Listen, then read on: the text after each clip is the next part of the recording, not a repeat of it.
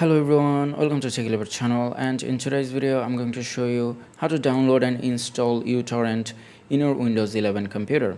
Now the first thing you have to do is open any browser and then type in uTorrent.com and then press enter from your keyboard.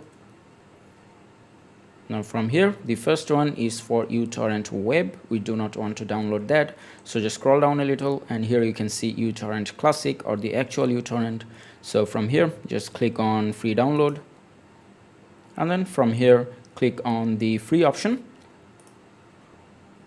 and as you can see here, the installer has been downloaded. Now from here, just click on it and then click on yes.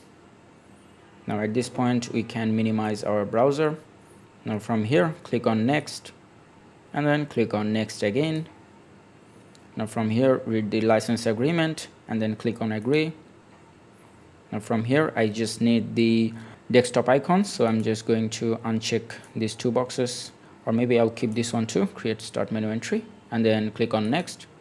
Now in here I want to keep this one checked to add an exception in Windows firewall so that uTorrent can work properly, but I'm going to uncheck this one, which is start uTorrent when Windows startup, because that is going to slow down the startup process, and I'm going to keep all these checked.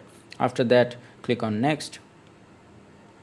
Now the program is being installed and we are done. From here, if you want to launch the application right now, you can keep this one checked and then click on finish. And as you can see here is our uTorrent program. I hope this video was helpful. If it was, please give it a thumbs up and don't forget to subscribe.